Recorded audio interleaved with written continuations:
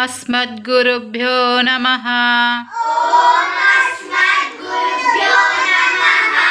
ज्ञानानन्दमयं देवं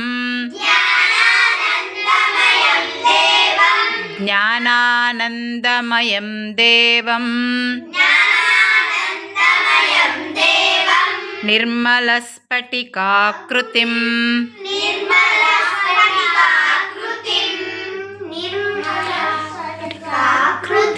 आधारं सर्वविद्यानां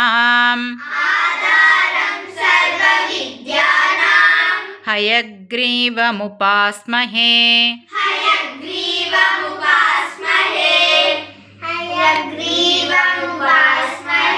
दिशन्तु मे देव सदा त्वदीयाः दयातरङ्गानु चराः कटाक्षाः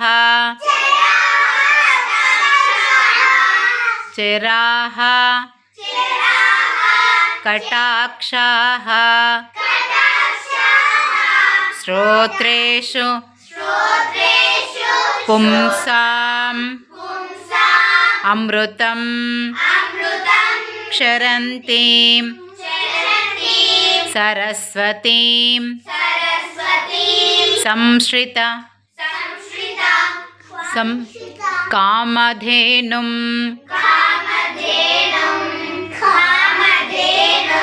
अभङ्गुरकलादाना स्थूललक्ष्यत्वमीयुषे तुङ्गाय महसे तस्मै तुरङ्गाय मुखे नमः।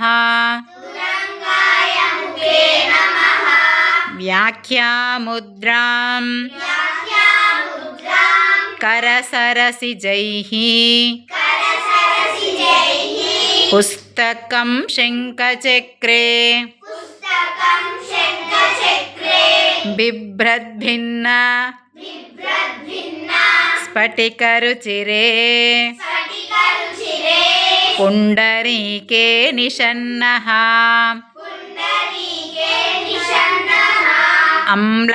अम्लानश्रीरमृत विशदैः अंशुभिः प्लावयन्मां आविर्भूयात् अनघमहिमा